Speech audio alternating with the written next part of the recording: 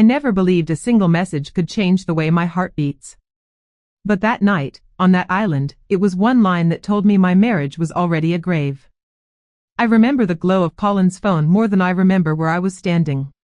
The wind cutting through the trees. The dock light trembling on the water, unsure whether to stay or disappear.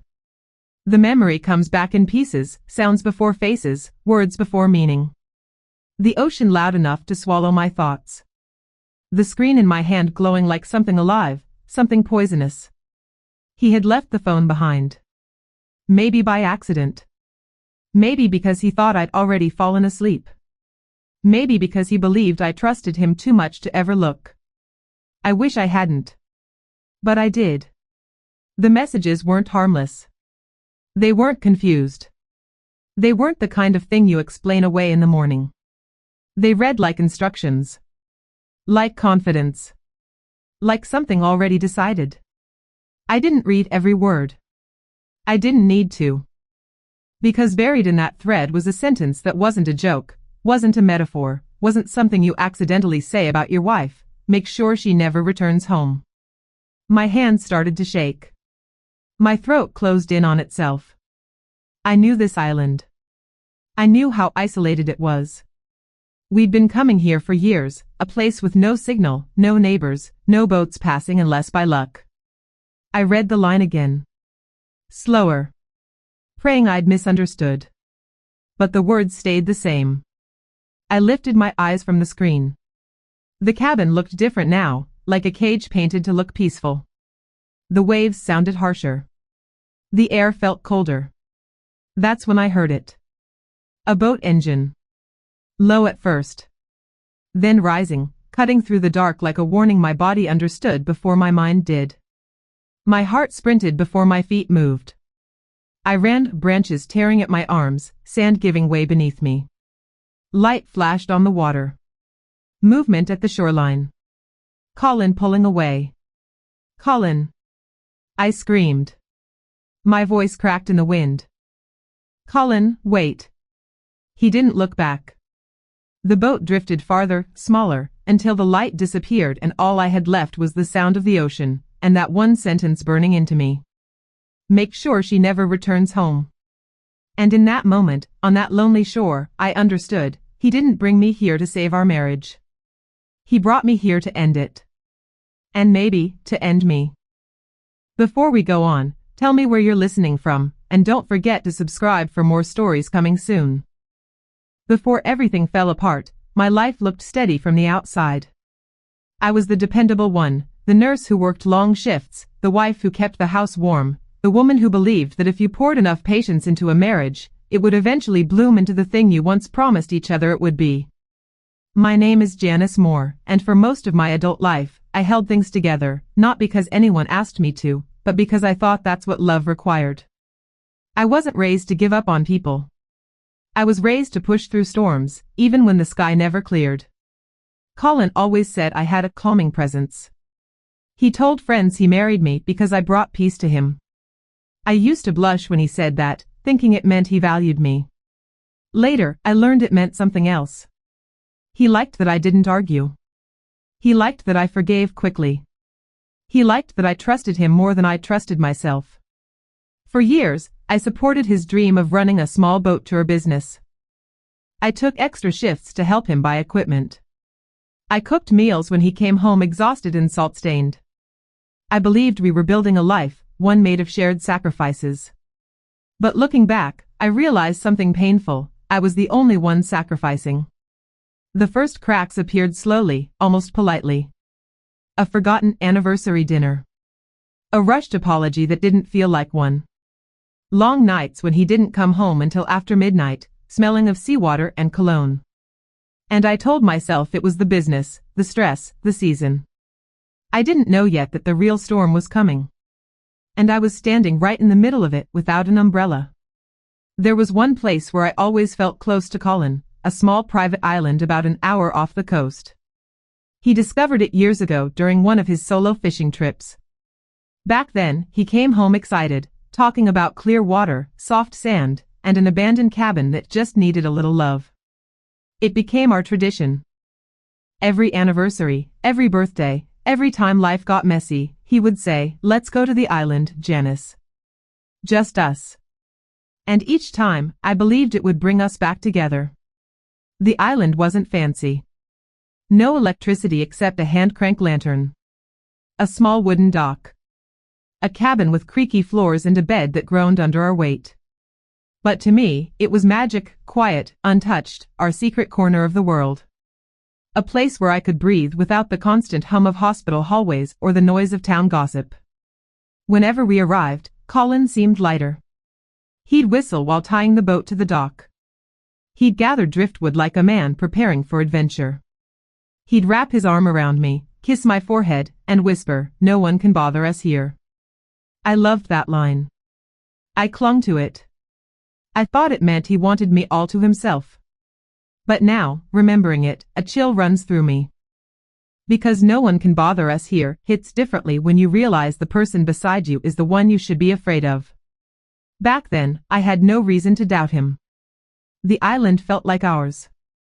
A sanctuary built from shared memories and gentle tides. I didn't know it would become the place where everything inside me broke, and everything about him was revealed. The first time I noticed a shift, it was small enough to ignore. Colin had always been a little forgetful with dates, but he'd never missed our simple rituals, the evening tea on the porch, the way he used to rest his head on my shoulder after dinner. Those were the moments that made the hard days easier. But slowly, those moments started disappearing. One evening, I came home from a 12-hour shift. My feet hurt, my back ached, and I was craving that quiet porch time we always shared. Instead, I found Colin standing by the kitchen window, scrolling through his phone with an intensity I'd never seen in him before. "Long day?" I asked, dropping my bag onto the chair. He didn't look up. "Yeah. Busy." I waited for him to ask about my day. He used to care about the small things, the patient who thanked me, the coworker who made me laugh. Now he barely nodded. When I reached for his hand, he pulled his away like my touch startled him. It stung, but I brushed it off. People have bad days. Couples have off weeks. Still, it didn't feel like just a week. Later that night, as we lay in bed, the glow of his phone lit up the room again. He angled the screen away from me, smiling at something he read. That hurt more than I wanted to admit. I told myself not to jump to conclusions. I told myself he was stressed, tired, overwhelmed. But deep down, a small voice whispered a truth I wasn't ready to face. Something, was pulling him away from me. Colin started coming home later than usual. At first, it was an hour here or there, nothing alarming. His boat tour business had unpredictable hours, and sometimes he stayed out longer to catch better tides. I'd always accepted that. But then his schedule changed in ways that didn't make sense. Some nights, he'd walk through the door close to midnight, smelling like salt water, and something else. Something faint. Something floral. Not overpowering, just a trace that didn't belong to me or the ocean. Rough waters? I asked one night as he tossed his jacket over the couch. "Yeah," he said, rubbing his neck. Clients wanted to stay out longer. But he didn't look tired. He looked distracted. Almost energized. I made him dinner and tried to talk about my day, but he barely listened. His eyes kept drifting toward his phone whenever it buzzed. He'd turn it face down on the table, pretending not to care, even though I could see the corners of his mouth twitch with a hidden smile. Another night, I asked, "Who's texting so late?" He didn't even pause. "Work stuff." Just that. No explanation. No details. Work had never texted him like that before. But I tried not to assume the worst. I tried to trust the man I'd promised my life to. Still, the distance between us kept growing. I felt it in the silence that filled our home, in the way he avoided my eyes, in the way he laughed quietly at messages he wouldn't let me see. Little pieces of something wrong floated everywhere. I kept trying to fit them into a picture that still looked like our marriage. But the picture was changing. And I was the last one to notice. One Saturday morning, I woke up to the sound of Colin typing on his phone. He was sitting at the edge of the bed, smiling down at the screen like he was reading something warm, something meant for him alone. When he noticed me watching, he locked his phone so fast it almost slipped out of his hand. "You're up early," I said softly. He shrugged. "Couldn't sleep. Too much on my mind." I wanted to ask what was bothering him, but the distance in his voice warned me not to push. Instead, I made coffee and tried to enjoy the quiet morning sunlight slipping through the curtains. But even that felt different lately, like the light reached him and stopped before it touched me. A little later, I found him by the kitchen counter, stuffing things into a small backpack, sunscreen, flashlight, a bottle of water, and a rolled map I recognized. "You going somewhere?" I asked. "Oh, just scouting some routes," he said casually. "New tour ideas. Better to plan when the weather's calm." He used to involve me in everything: routes, ideas, small business decisions. We'd sit together for hours, dreaming about expanding the tours, maybe even building cabins on the shoreline someday. But this time, he didn't even look at me while he zipped the bag. "I'll be back in a few hours," he added, brushing past me. No kiss on the cheek. No smile. After he left, I noticed something odd. The weekly schedule pinned to the fridge had a section blacked out, just a dark rectangle over Sunday afternoon. Colin never blacked out anything. He always wrote clear notes. I stared at that patch of ink for a long minute. It felt like a door had closed somewhere in our marriage, and I was standing outside it. It was small, small enough that most people would have ignored it. But it settled in my chest like a stone. I had just finished cleaning the kitchen when Colin came home early from one of his scouting trips. I heard the door, his heavy steps, and the quick shuffle of something being shoved into a pocket. When I turned to greet him, his expression flickered, just for a second, like he hadn't expected to see me there. "You're home early," I said gently. He nodded, tossing his keys into the bowl by the door. "Yeah." Plans changed. His answers had become shorter lately. Short, clipped, measured. I reached for his jacket to hang it up, a habit born from years of quiet care. But the moment my hand brushed the fabric, he snapped, "Janice, don't touch my things." He said it sharply. Too sharply. Like my hand had burned him. Like my touch was something he wanted to avoid. I froze. I was just trying to help. He exhaled hard, annoyed. "I don't need help. I need space." Space. A word he had never used before. A word that didn't belong between two people who once shared everything. I nodded, swallowing the hurt rising in my throat. "Okay. I understand." But I didn't. I didn't understand when he started locking his phone, even in the house. I didn't understand why he showered the moment he got home, scrubbing off scents I couldn't name. I didn't understand why that backpack was suddenly hidden under the bed instead of in the closet. Most of all, I didn't understand why his voice, once warm and familiar, now sounded like a stranger's. And the worst part? I began to wonder if I had done something wrong, without realizing I wasn't the one changing. A week later, when I was beginning to feel the weight of our silence more than the walls around us, Colin surprised me. He walked into the living room carrying 2 cups of coffee, something he hadn't done in months. "For you," he said, handing one to me. For a moment, it felt like the old days. I took the cup, hopeful, waiting for a smile to reach his eyes. But instead, he stood stiffly beside the couch, clearing his throat like he was rehearsing a line. "I've been thinking," he began. "We should take a trip. Just us." My heart lifted. "A trip? Where?" He shrugged, casual, but his eyes didn't soften. "The island. It's been a while. Thought it might help us reconnect." Reconnect. A word I'd been starving to hear. I tried to hide how relieved I felt. "I'd love that." He nodded once, like he was checking something off a list. "Next weekend. Light packing only. I'll take care of everything." Something in the way he said it made me pause. Colin always liked being in charge of boat prep, but he had never insisted on handling all the details. I usually packed the food, the first aid kit, the little comfort items that made the cabin feel like ours. But now he waved away my questions. "Don't worry about supplies," he said. "I've already got it covered." I didn't push. I wanted to believe him. I wanted to believe the trip was a step toward healing. Later that night, as I folded a few clothes for the weekend, I heard his phone buzz from the bathroom counter, a long buzz, like a voice message. The shower turned on louder than usual, almost like he didn't want me to hear anything else. And though I didn't know why yet, something about this trip felt less like a reunion, and more like a plan I wasn't meant to question.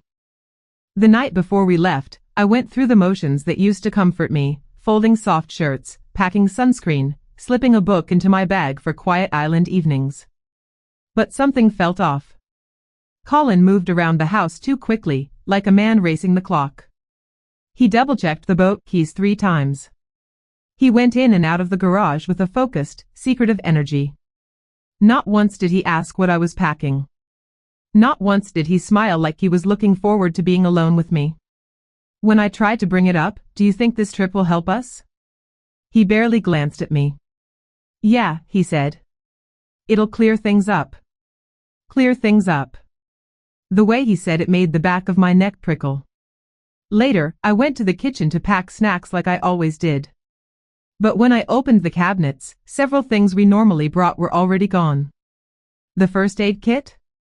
Missing. The small emergency radio? Gone. Even the extra water bottles were nowhere to be found. "Colin?" I called out. "Did you take the supplies already?" He appeared in the doorway almost immediately, too quickly. "I said I've got everything covered, Janice," he replied, sharper than the question deserved. "Stop worrying." I nodded, though my stomach tightened. He didn't want me preparing. He wanted me trusting. And for reasons I couldn't yet name, that terrified me. That night, as we lay in bed, I could feel him awake beside me, not restless, not anxious. Just waiting. For morning. For something he wasn't saying. It felt like lying next to a stranger wearing my husband's face. The morning of the trip arrived wrapped in silence. Colin barely spoke as we drove to the marina. He didn't hum with the radio the way he used to. He just stared ahead, jaw tight, fingers tapping the steering wheel in an uneven rhythm. At the dock, he moved with cold efficiency, untying ropes, loading bags, checking the engine, never once meeting my eyes. I told myself he was stressed about the boat or the weather. But another part of me whispered something darker. We boarded, and he took us out fast, cutting through waves without the gentle caution he normally showed. Salt water sprayed my face, stinging my eyes.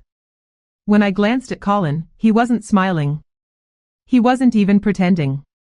He looked like a man carrying out an assignment. By the time we reached the island, my nerves were frayed.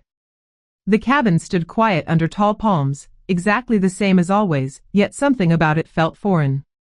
Like a stage waiting for a scene I didn't understand yet. Inside, Colin set down his bag and checked his watch, muttering under his breath. He left briefly to check the boat. When he came back, he looked relieved. Like something had finally fallen into place. I sat on the bed, trying to calm the ache in my chest. That's when I noticed it. His phone, lying on the small wooden table beside the old lantern. Unlocked. Screen waking up with every buzz. A notification drifted across it like bait. "Lana, are you alone yet?" My breath caught. The air around me froze. This was the moment when everything finally made sense. I stared at the glowing screen, torn between fear and a terrible need to know the truth. And somewhere deep inside, I felt the first trembling hint of something I never wanted to imagine. I don't know how long I sat there. Seconds, maybe. Or minutes that felt like a bruise spreading across my chest. My hands trembled as I reached for the phone. I told myself not to look. I told myself it would only hurt. But sometimes the truth doesn't wait for your permission. Sometimes it drags your eyes to it. I swiped the screen open. I didn't read every message. I didn't need to. The thread wasn't casual. It wasn't harmless. It was planning. And one line, buried like a blade, made my blood turn to ice: make sure she never returns home. I read it again, slower, praying I had misunderstood. But the words stayed the same. I lifted my eyes from the screen, and the cabin, our cabin, looked different now. Like a place that had been arranged to hold a final mistake. Then I heard it. A soft thud outside. Footsteps on sand. I stepped to the window, peeking through the thin curtains. Colin was at the dock, untying the boat rope, quickly, purposefully. Panic surged through me. "Colin?" I called, my voice shaking. "What are you doing?" He didn't answer. He didn't even look toward the cabin. The engine roared to life, louder than I'd ever heard it. The sound cut through the island like a warning. I stumbled outside, running across the sand. "Colin. Stop. Please." But he was already pushing off, the boat drifting backward into the black water. He didn't look back. Not once. And as the boat's light slid farther and farther away, that line burned into me like a curse: make sure she never returns home. I stood there long after the boat disappeared, long after the last trace of the engine faded into the distance. The sky was already dark, swallowing the line between water and shore. I kept waiting for Colin to turn around, to circle back, to shout that it was a misunderstanding, anything. But the water stayed empty. And the silence stayed loud. My knees finally gave out, and I sank into the sand, curling my arms around myself as the truth pressed heavy on my lungs. I wasn't dealing with a bad marriage. Or a secret affair. I was dealing with a man who'd decided my absence was more convenient than my presence. A man who came here with a plan, and left without a second thought. The wind grew colder. The island, usually peaceful, suddenly felt enormous and hostile. Shadows stretched across the beach, long and unfamiliar. The palms creaked overhead. A bird cried out from somewhere deep in the trees, sharp and wild. I stood, wiping my face with shaking hands. Panic snapped at my heels, urging me to run back to the cabin, to hide, to scream for help no one would hear. I stumbled inside, slamming the door behind me as if the island itself had teeth. The cabin was dim, lit only by the dying glow of the lantern. The bed felt foreign. The walls felt closer than they should. Every sound outside felt like a threat. I checked the small kitchen: no radio, no boat keys, no emergency gear. Everything Colin had taken care of was gone. He hadn't left it behind by mistake. He had removed every way for me to leave. My heart pounded, but somewhere beneath the fear, a different feeling stirred, a flicker, faint but alive. I wasn't dead. Not yet. And if I was still breathing, I wasn't done fighting. When dawn finally crawled across the sky, I realized I hadn't slept at all. My body felt heavy, like fear had settled into my bones overnight. The cabin was colder than I remembered, quieter too, like the silence had thickened while I lay awake listening to my own heartbeat. I stepped outside slowly, blinking against the pale sunlight. The ocean looked calmer in the morning light, almost gentle. It was the cruel kind of beauty, the kind that doesn't care who survives it. The beach stretched out empty in every direction. No boats. No footprints except my own. No chance anyone would stumble across the island by accident. Colin knew that better than anyone. He chose this place for a reason. My throat tightened as I walked toward the water. The truth pressed deeper: no one knew I was here. No one knew I was missing. And the one man who should have cared was already miles away with another woman, planning a future without me. My hands shook as I crouched down, splashing cold water on my face. For a moment, the fear overwhelmed me. My mind filled with every terrifying possibility: starvation, storms, injury, days passing without rescue. My breath came fast and shallow. My legs started to tremble. But then something inside me shifted, small, sharp, determined. "I'm not dying here," I whispered to the waves. My voice cracked, but the words felt solid. I forced myself to stand straighter, inhaling slowly, the way I'd coached patients through panic in triage. One breath. Then another. The fear didn't disappear. But it changed shape, shrinking enough to let me think. First step, figure out what I had. Second step, figure out what I could do. Survival wasn't impossible. It was just terrifying. And I'd been terrified before, but survived every single time. Once the initial shock faded just enough for me to think clearly, I forced myself back into the cabin. I needed to know what I had. Survival wasn't a feeling, it was a list, a plan, a set of choices I could control. The cabin looked different in daylight. Dusty shelves. Rusted nails. A warped window that let in the salty breeze. The little kitchen counter where we once chopped fruit together was bare now, cleared out like someone had prepared for my absence. Colin hadn't forgotten the supplies. He had removed them. I opened every drawer, empty. The old emergency radio we always kept here? Gone. The small fishing kit? Gone. Even the extra blanket was missing. He wanted me struggling from the start. I checked the small closet near the doorway. A few old items were still there, a broken lantern, a mildewed towel, a dented metal cup, and an ancient first aid tin with only gauze and 2 bandages left inside. It wasn't much. But it was something. Next, I walked the perimeter of the cabin, scanning for anything useful. On the back porch, tucked under a rotting plank, I found a rusted pocketknife, its blade dull but intact. I held it in my hand like it was a lifeline. Stepping outside again, I followed a narrow path toward the interior of the island. The air felt heavier beneath the thick trees. I listened for water, birds, anything that might help me. That's when I heard it, a faint trickling sound, like a small stream running over rocks. Hope flickered. I followed the sound until I found a shallow stream of clear water winding through the forest. It wasn't much, but it was fresh. It was drinkable. And it reminded me of something important. Colin may have planned to leave me helpless, but he didn't know how stubborn I could be when my life depended on it. I followed the stream deeper into the trees, hoping to find fruit trees or anything edible nearby. The ground was uneven, covered in wet leaves and stubborn roots twisting through the soil.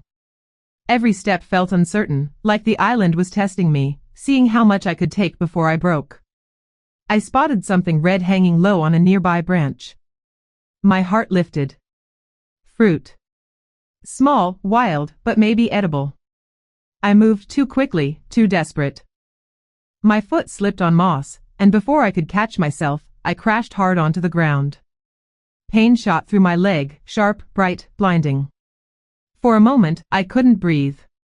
The world spun above me, palm leaves swaying against the sky like they were mocking the idea of rescue. I lay there, tears stinging my eyes, my leg throbbing, dust clinging to my skin. This can't be happening, I whispered. Not today, not like this. The fear came back fast. Heavy. Violent. I thought of Colin's boat disappearing into the night.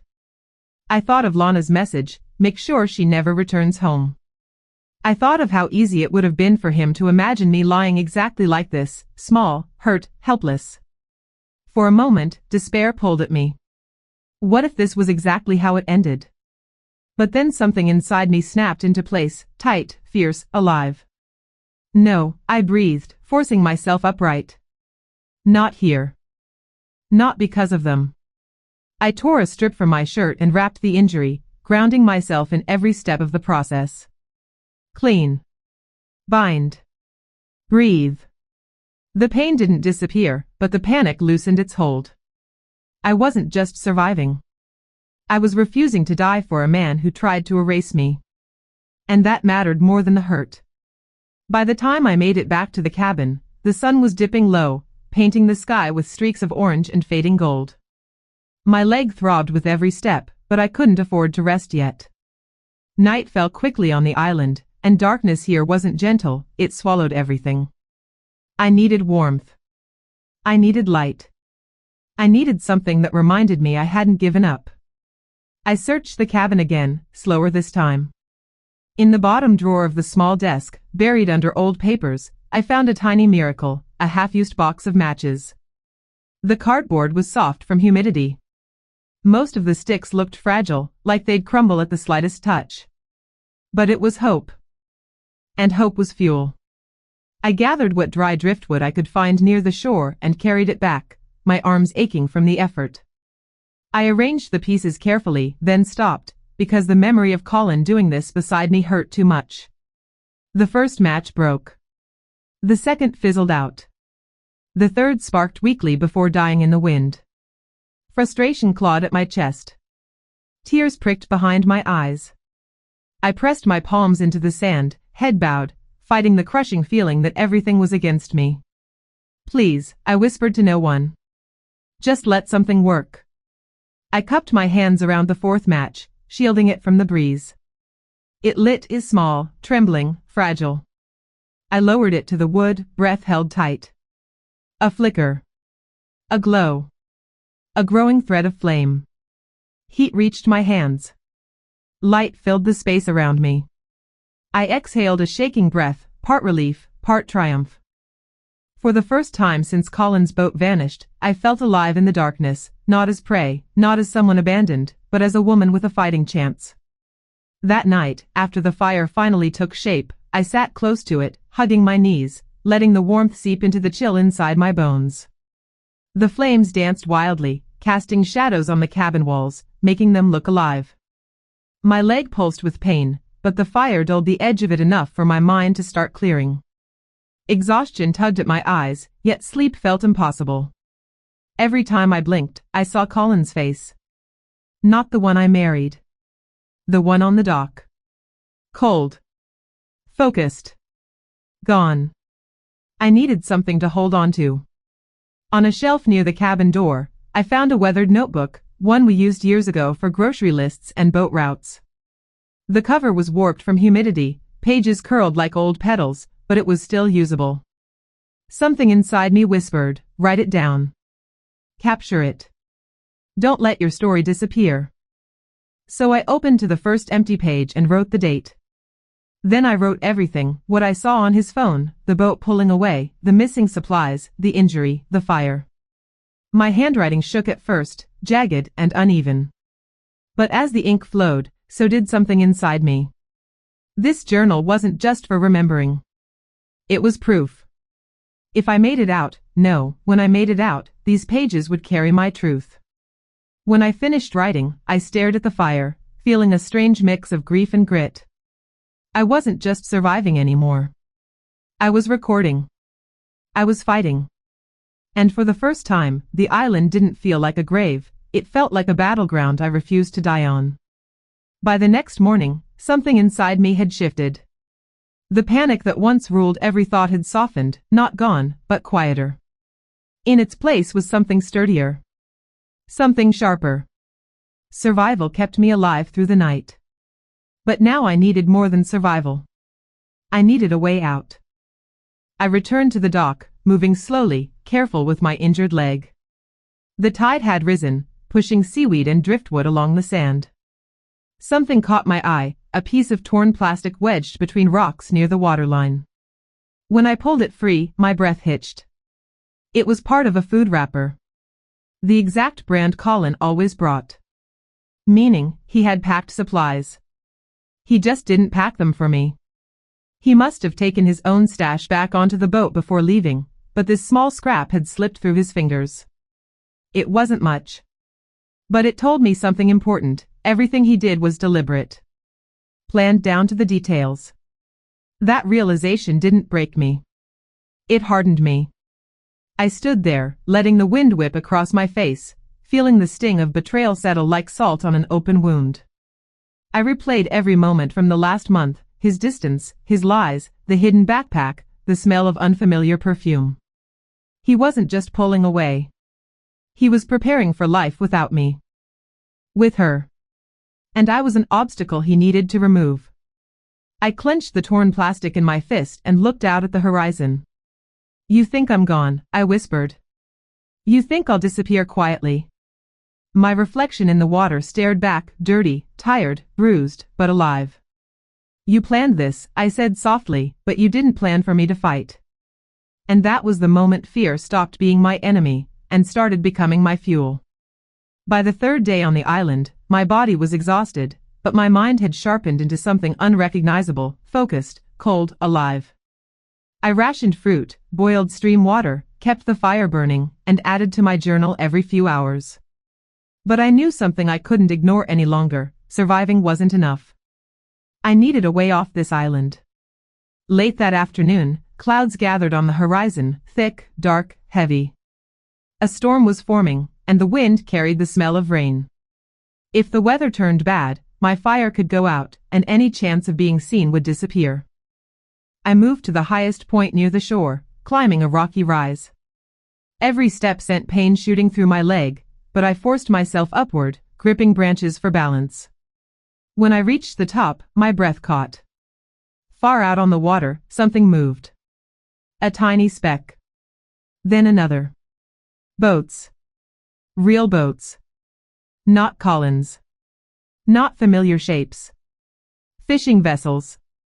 Two of them, shifting slowly across the horizon, following the current. Hope slammed into me so hard I nearly collapsed. My hands shook as I grabbed a dry branch and wrapped the end in cloth. I dipped it into the fire until it caught, then held it high above my head. I waved it wildly, screaming until my throat burned. Here. Please, here. The boats kept drifting. For a terrible second, I thought they hadn't seen me. Then one slowed. Turned. Adjusted its path. It was coming closer. My heart pounded, not from fear this time, but from something fiercer. I wasn't going to die here. I wasn't going to disappear quietly. I was going to return. And when I did, Colin and Lana wouldn't see a broken woman, they'd see the woman they failed to kill. The fishing boat approached slowly, cautious at first, like the captain wasn't sure if I was real or some desperate mirage rising off the water. When it finally drew close enough, a weathered man with salt and pepper hair leaned over the railing. "Ma'am? Are you hurt?" he shouted. My voice cracked, but I managed. "Please, help me." He and another fisherman hauled me aboard, their hands steady and gentle. The moment my feet touched the deck, my legs nearly buckled. I hadn't realized how weak I'd grown until safety was right under me. They wrapped me in a blanket and handed me water. The captain introduced himself as Miguel Morales, studying me with a mixture of shock and concern. "You're lucky," he said quietly. "Storm's coming. If we hadn't changed course, we wouldn't have passed here." Lucky. I hadn't felt lucky in days. But sitting on that boat, watching the island shrink behind us, I realized survival wasn't luck. It was stubbornness. It was fury.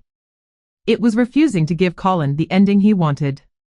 When we reached the harbor, the world felt strangely loud: voices, car engines, footsteps on pavement. I clung to the blanket, overwhelmed, but Miguel stayed beside me as dock attendants rushed over. One of them frowned. "Weren't they looking for someone recently? Some woman who went missing?" My heart jerked. "Missing?"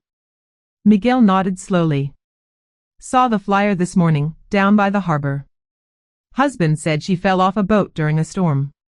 He looked at me, comprehension dawning. "That wouldn't be you, would it?" I swallowed hard, heat rising behind my eyes, not from weakness, but from truth hitting the surface like a wave. Colin wasn't just abandoning me. He was erasing me. And now, I was back.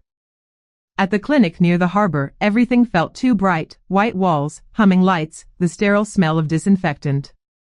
A nurse pressed warm broth into my hands. My body shook from exhaustion, dehydration, and the shock of being around people again. When the doctor finished examining me, he stepped aside with a heavy expression. "You're malnourished and dehydrated," he said. "But with rest, you'll recover. The authorities will want to talk to you soon." Authorities. I wasn't ready for that, not yet. Miguel waited outside the exam room. When he saw me, he straightened. "Janice," he said gently, "I need to tell you something else I heard." I braced myself. "Your husband told the Coast Guard you were swept off the boat during a storm. Said he tried to save you." Miguel's eyes darkened. He gave them a whole story. There was no mention of any island. My stomach twisted. He lied to everyone. And fast, Miguel said. The flyers went up right after the weather warning. He didn't wait long. Of course he didn't. Every move was calculated. I took a shaky breath. I can't go home. Not yet. Miguel nodded, understanding more than I expected. Do you have someone you trust? One name came immediately. Anika, I said. Miguel handed me his phone. Take your time. As it rang, I stared at my reflection in the clinic window, thin, bruised, exhausted, but alive. Colin thought the world believed him. He thought I'd vanished into the ocean. He didn't know I was already planning my next move. Anika arrived within an hour, hair messy, eyes wide, breathing fast like she'd run straight from her car. Anika, my closest friend for over a decade, worked in compliance. She understood records and how lies leave trails. When she saw me, she didn't speak. She just wrapped her arms around me so tightly it steadied something deep inside my chest. Janice, she whispered, I thought you were dead. Hearing those words nearly broke me. But there wasn't time for tears, not yet. Anika insisted I stay at her apartment. We left through a side exit, avoiding the main doors in case anyone recognized me. The drive was quiet at first, then filled with her questions, what happened, how I survived, why Colin said I drowned. When we reached her building, she parked but didn't get out. There's something you should see before we go in, she said softly. My pulse jumped. What is it? She turned her phone toward me. A social media post, public, polished, sickeningly gentle. Colin Moore, thank you all for your prayers. My beloved wife, Janice, was lost at sea last week. I am devastated. Please respect our family's privacy as we grieve. A photo accompanied it, Colin looking somber beside Lana. Her eyes were red like she'd been crying. But her hand was on his arm. Familiar. Comfortable. Grieving together. My breath caught. He didn't waste any time. Anika swallowed hard. There's more. I drove past your house earlier. She hesitated. Janice. Lana's car was in your driveway. The world tilted. I stared out the windshield at nothing, my mind going quiet, not numb, not broken, quiet in a way that felt dangerous. He had replaced me before the ocean even had time to make me cold. Anika touched my hand. We'll get him. But first, you stay hidden. He can't know you're alive. I nodded slowly. If he had declared me dead to the world, then rising back into it would be the first step in tearing his story apart. Anika's apartment was small but warm. She gave me clean clothes, a meal, and a blanket. But the moment I sat on her couch, reality hit hard. Colin hadn't just tried to get rid of me. He'd prepared for it. We need to see what he's been doing with your finances, Anika said gently. If he declared you dead, he's already moving money. I nodded, letting her take the lead. She opened her laptop. Do you remember your bank login? My hands trembled, but I typed it in. The page loaded, agonizingly slow, before revealing the truth. Transactions. Large ones. Janice, Anika whispered. Money transferred from our joint account into Colin's personal account. Repeated withdrawals. A sudden spike on our credit card, expensive dinners, hotel stays, spa charges. All dated during the same weeks he'd been pulling away from me. I swallowed hard. He was using our money, with her. Anika clicked deeper, her face tightening. And this, look. Life insurance. Recently increased. Premium doubled. Beneficiary, Colin Moore. Effective 3 weeks before my accident. A cold wave washed through me. He planned everything, I whispered. Even the money he'd collect after I died. Anika squeezed my hand. This is more than cheating. This is a setup. I felt the shock settle into something heavier and sharper. Not just hurt. Not just anger. Purpose. He had crafted a story where I was gone. Now I would craft a story where he would finally be seen. Anika made a call that same evening. Within an hour, she arranged a quiet meeting with someone she trusted in the local police department, Detective Aaron Blake. We met in a small, windowless conference room after hours. Blake walked in holding a notebook and coffee, her expression calm but unreadable. She looked at me once, then Saturday so, she said, flipping open her notebook, "You're Janice Moore." The way she said my name made my stomach twist, like my identity itself had become evidence. "Yes," I whispered.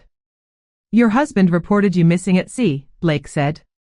"Search teams went out for days. Your case is still open." I clenched my hands. I wasn't swept away. He left me on the island.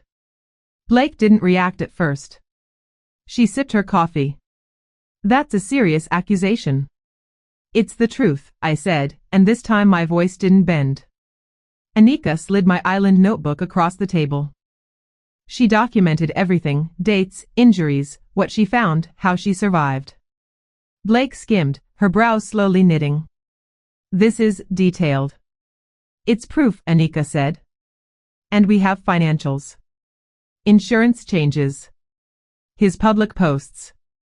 I swallowed. "And messages." I saw what he and the other woman planned. Blake leaned forward. "Do you have those messages?" "Not yet," I admitted. "But they're backed up on his cloud." We were on a shared plan. For the first time, the detective's eyes sharpened, not sympathy, but focus. "All right," she said quietly. "If your story checks out, this isn't a missing person case anymore." Detective Blake didn't waste time. She stepped out, made a call I couldn't hear, procedural, urgent, practiced. When she returned, she said, "We can't log into his account, but we can file a preservation request and fast-track a subpoena before anything disappears." "We weren't pulling content from thin air," Blake added. "We were freezing it in place before he could wipe it." My heart pounded. "So, we can get them?" "If they're there," Blake said, "we'll have them by morning." My breath caught in my throat. All I could do was wait, listening to the hum of the building, the distant chatter in the hallway, the sound of my own pulse, until morning made the truth official. By the next morning, Detective Blake slid a printed packet across the table. At the top of the first page was the name, full name, like a gavel striking stone, Lana Brooks. Lana. The woman from the messages. Blake tapped the paper once. "These are the recovered messages," she said. And there it was, line by line, time-stamped, dated, undeniable. She won't question it. "Take her to the island first. The ocean makes things easy. Make sure she never returns home." The same line. The one that had burned into me on that dock.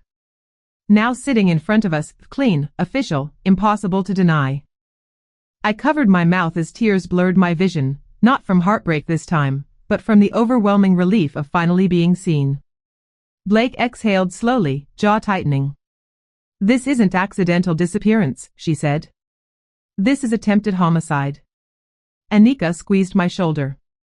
"You just got your truth back." I wiped my tears and stared at the paper. Colin hadn't just underestimated me. He'd underestimated the trail he left behind. And now, it was going to destroy him. Blake's expression hardened into focus, the kind investigators get when a case stops being a question and becomes a pursuit. "We need statements," she said. "Anyone who saw you, examined you, or found you." Anika nodded. "Miguel. He pulled her off the island." Blake arranged interviews that day. Miguel came to the station later, cap in hand, eyes soft with concern. "She looked half dead when we found her," he said. "Skin burned from the sun. Bruised. Limping. She kept drifting in and out. No way she swam from any boat in a storm. And she kept saying, 'He left me there.'" "He left me there," Miguel added, shaking his head. "I've fished these waters 30 years. That island is isolated. You don't abandon someone there unless you mean them harm." Blake wrote every word carefully. Then came the clinic staff.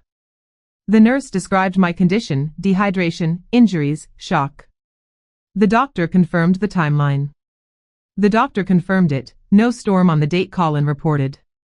Blake leaned back, tapping her pen. That's multiple witnesses contradicting his report, she said. Combined with the messages, this is more than enough to proceed. My heart tightened, not with fear, but with justice gaining weight. Like a tide finally turning in my favor. For the first time, Colin wasn't the one controlling the narrative. I was. Blake asked us to wait outside while she called the district attorney. I sat on a cold bench in the hallway, hands wrapped around a paper cup of lukewarm tea. My body still felt fragile, but something else had taken root inside me. Focus.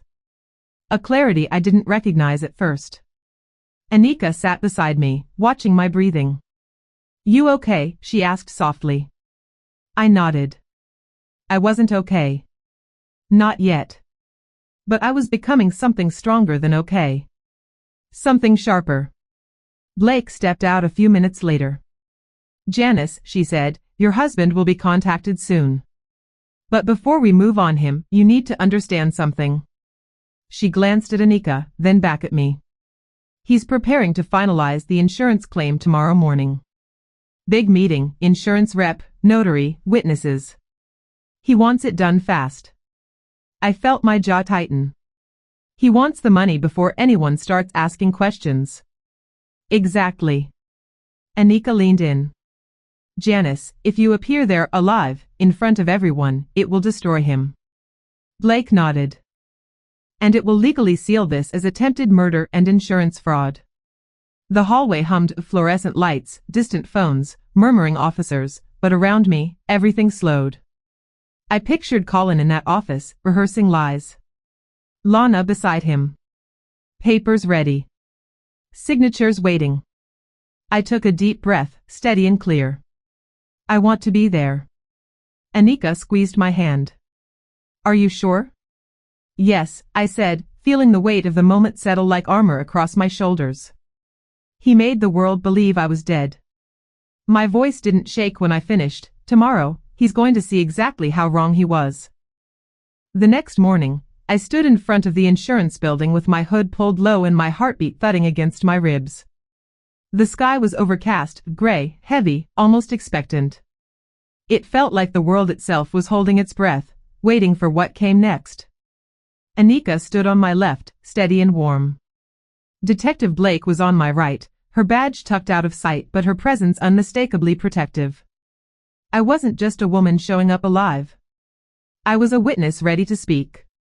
Inside the lobby, the hum of printers and quiet conversations filled the air. Everything looked normal, sterile, organized, calm. And that's what made it surreal. The world had moved on as if I'd never existed, while my husband was upstairs pretending to grieve me. We're right behind you, Anika murmured. I nodded. My legs felt strange, stronger than I expected, shakier than I wanted. The elevator ride to the third floor was silent except for the soft whir of machinery. My reflection in the metal door surprised me, thinner, bruised, hair pulled back tight, eyes sharper than I remembered. I didn't look like the woman Colin tried to erase. I looked like the woman who survived him. As we reached the hallway, muffled voices spilled from the conference room ahead. I recognized his instantly, smooth, practiced, the tone he used when trying to sound respectable. We just want to begin the claim process, Colin was saying. It's been difficult, devastating. A bitter heat rose in my chest, but I kept walking. Anika squeezed my hand once. Blake nodded for me to go in first. I took a slow breath, straightened my shoulders, and pushed the door open. The room fell silent. Colin turned. Lana's face drained of color. I stepped into the doorway, alive, unbroken, and no longer a ghost in their story. For a moment, no one in the room moved. Time didn't just slow, it stopped. The only sound was the faint buzzing of the overhead lights, a thin electric hum cutting through the stunned silence. Colin's expression shifted in slow motion. First confusion. Then disbelief. Then something uglier, fear trying to hide behind a half-formed smile. Janice, he croaked, as if saying my name might somehow make me disappear again. I stood in the doorway, my hands at my sides, my heartbeat steady. Hello, Colin. Lana's chair scraped loudly against the floor as she pushed back from the table. Her lips parted, eyes wide with the kind of panic people feel when they realize their secrets have shape. This isn't, she couldn't even finish. The insurance representative, a man in a gray suit with perfectly combed hair, blinked at me like he was trying to confirm I wasn't a hallucination. Mrs. Moore? You're alive? Yes, I said calmly. Very much alive. Colin's mouth opened and closed like he was searching for the right lie. He took a step toward me. Janice, sweetheart, this is a miracle. I thought you were dead. I finished for him. Yes. I saw your posts. The room shifted. A low murmur rolled through it, people whispering, eyes darting between us. The insurance rep frowned down at the documents on the table, my death certificate application, Colin's signatures, the claim forms. Detective Blake stepped forward then, revealing her badge just enough. Mr. Moore, we have some questions for you. But first, Mrs. Moore has something to say. Colin's face drained of all color. His jaw clenched, his eyes darting to Lana like she might rescue him. But no one was coming. I stepped fully into the room, letting the truth settle over him like a storm he never saw coming. Colin, I said quietly, it's time you explain why you left me on that island to die. Colin stumbled backward as if my words had physical weight. His mouth twisted into a weak imitation of concern, the one he used when neighbors complained about boat noise or when he wanted to appear reasonable. Janice, that's not fair, he stammered. You were caught in a current. I tried to save you. I almost died trying.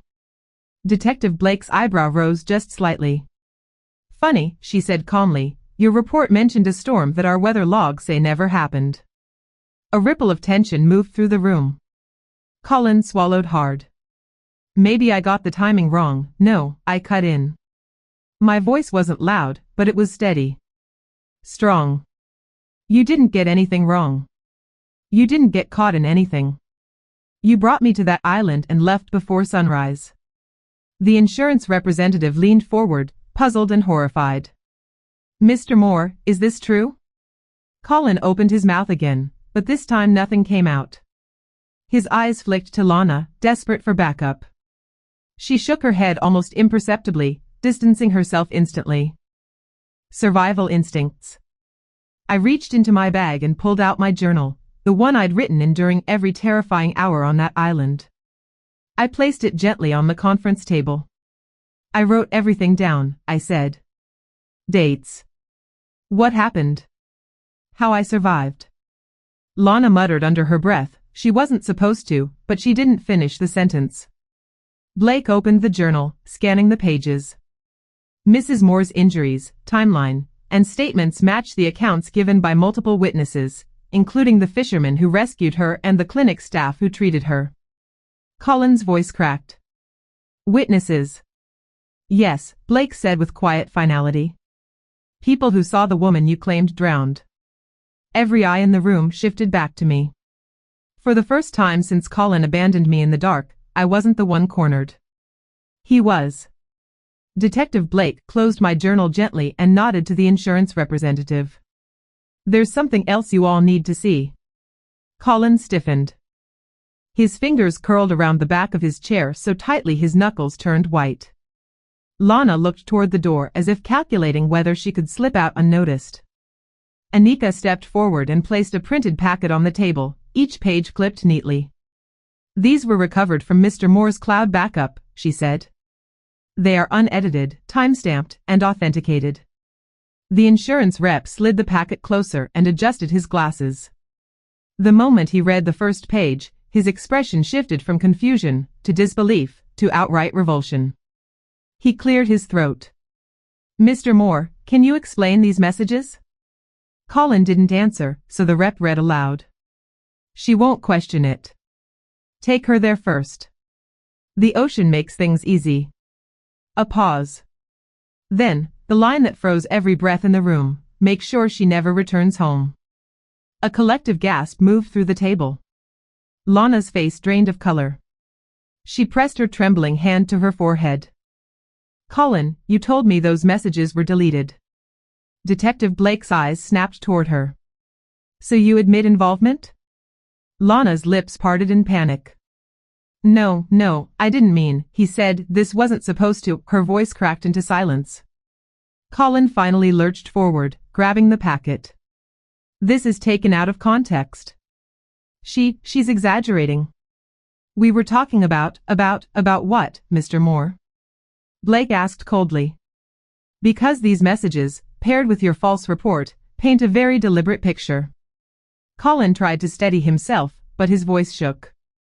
I didn't try to hurt her. I thought she slipped. And yet, I said quietly, meeting his eyes, you never called for help.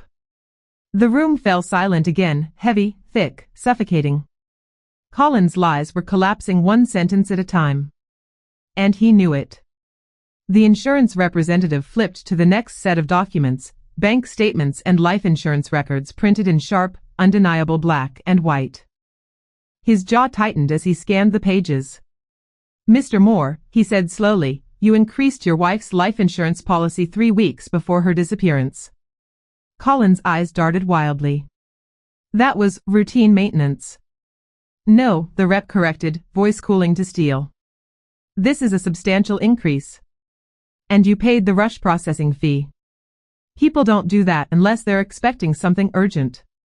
Lana swallowed hard. You told me it was an investment, you never said, Colin snapped, stop talking. But she didn't. Not anymore. Anika stepped forward, tapping the credit card statement. And these charges, multiple hotel stays, expensive dinners, jewelry. All while Janice was working double shifts.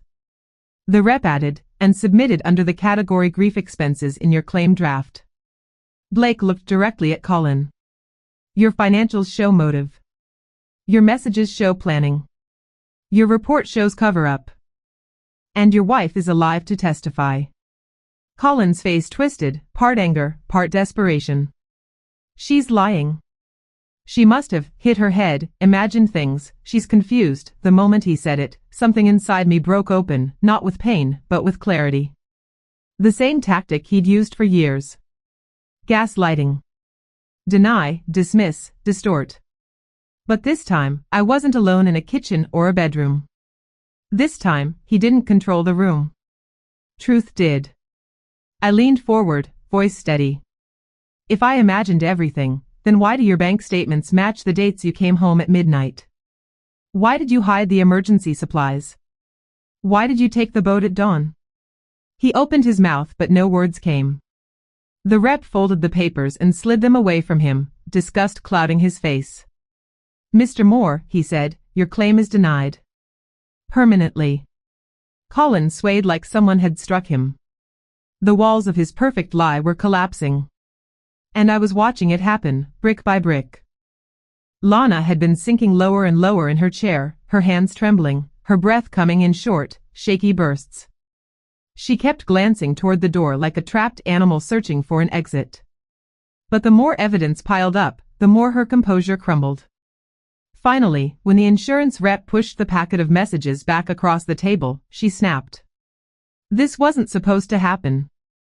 Lana cried, springing to her feet. Tears streaked down her face, real ones, but born of fear, not guilt. Colin, you told me she'd never come back. You said she was already gone. The room went dead quiet. Detective Blake's eyes narrowed. Miss Brooks, I'm going to need you to repeat that.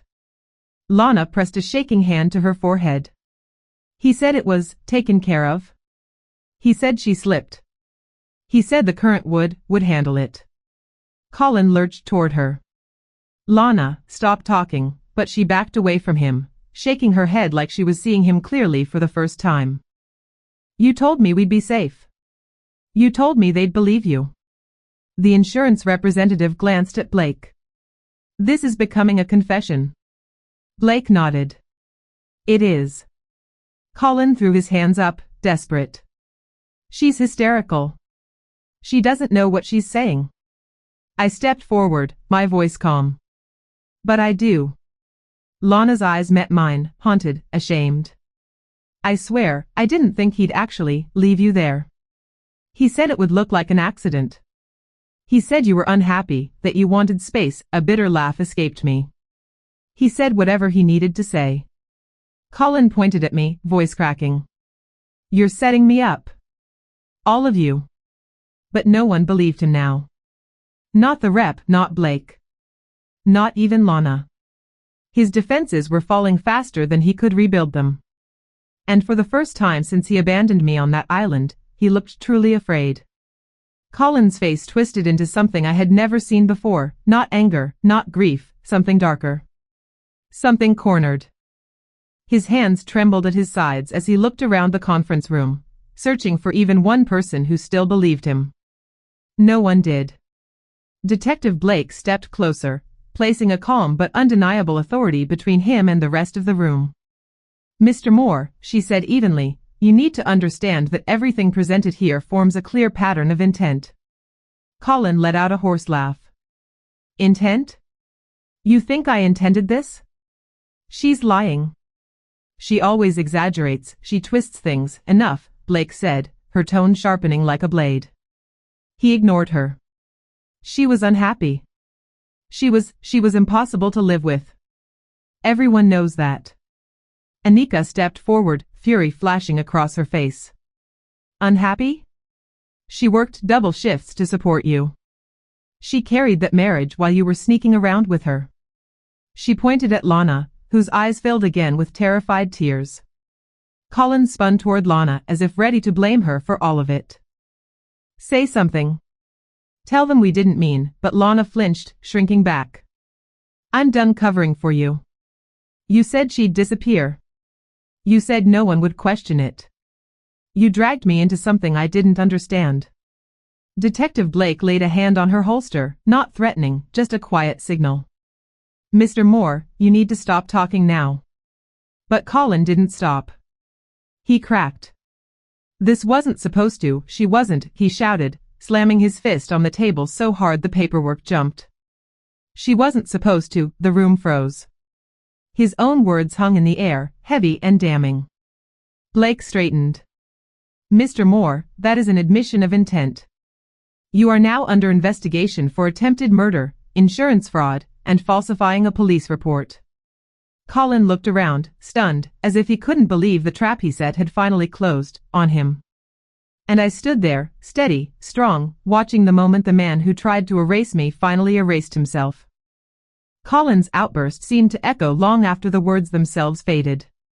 The conference room went completely silent, no whispers, no shifting chairs, not even Lana's quiet sobs. Everyone stared at him as if witnessing the final unmasking of a man they'd thought was grieving, respectable, trustworthy. Detective Blake moved first.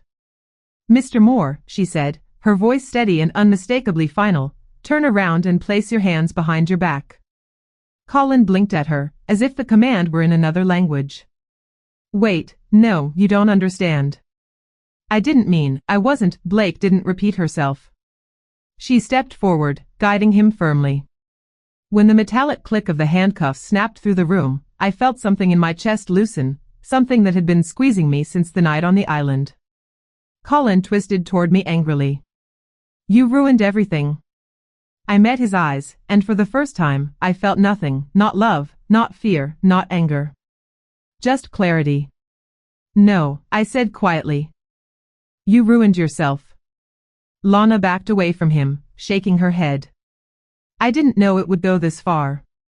I didn't know, Blake halted her with a look. You'll give a full statement. If you cooperated in the planning, we'll find out. The insurance representative gathered the documents with trembling hands. We'll be forwarding all of this to our fraud division immediately. As Blake led Colin toward the door, he lashed out one last time, voice breaking. Janice, you can't do this to me. You were supposed to be gone. The words hit the room like a final confession. I stood taller. But I'm not, I said. And you don't get to write my ending. The door closed behind him. The sound was softer than I expected, yet it carried the weight of justice settling into place. When the door closed behind Colin, the room seemed to exhale. The tension that had pressed against the walls slowly thinned out until all that remained was a heavy, aching quiet. My legs felt unsteady, but not from fear this time. It was the release, like I had been holding my breath for days, maybe even years. Anika stepped beside me, her hand gentle on my back. It's over, Janice. I shook my head softly. Not over. But the worst part is. Detective Blake approached with a measured calm. We'll need you for full statements in the coming days. And there will be hearings. Trials. Paperwork. She paused, looking at me with something close to respect. But you did everything right. You survived. You documented. You spoke up. Most people in your position don't make it out. Her words hit something tender in me. A part one had been too busy fighting to feel. Lana was sitting in the corner now, curled inward, avoiding my eyes. Regret clung to her like a shadow, but responsibility still waited ahead for her. I watched her for a moment, not with anger, but with a heavy understanding. She chose the wrong man to believe. Blake touched my arm gently. You want to leave this building? I nodded. More than anything, I wanted fresh air. Real air. Outside, the afternoon light hit my face with warm, grounding. The sky was clearing. A soft breeze brushed my skin, carrying no threat, no warning. For the first time since the island, I felt present in my own life, not running, not hiding, not imagining the worst. Anika looped her arm through mine. Let's go home, she said. Her words were simple, but they settled deep inside me. Home wasn't a house anymore. Home was safety. Home was truth. Home was whatever I chose next. And for the first time in a long time, I had choices. The weeks that followed felt unreal at times, court hearings, statements, interviews, evidence reviews. I sat through each one with steady hands, listening as prosecutors described Colin's actions using words I'd never imagined would be tied to my name: intent, planning, attempted homicide. Every time those words echoed through the courtroom, I reminded myself, they weren't describing me.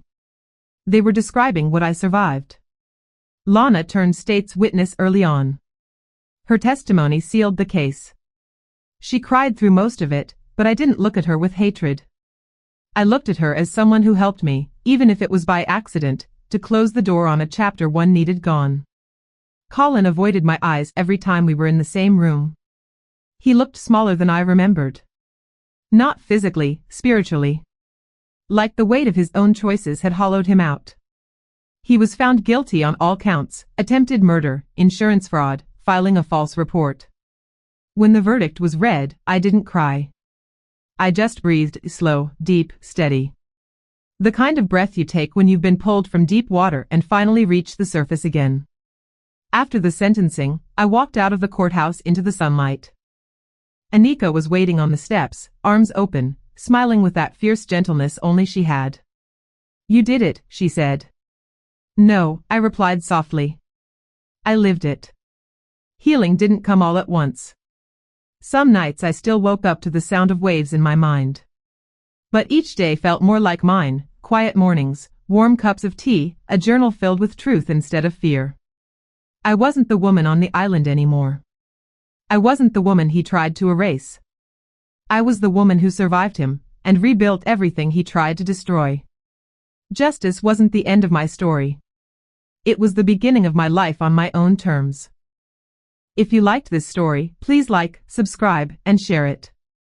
If you have a unique story of your own, share it in the comments below. Thank you for listening.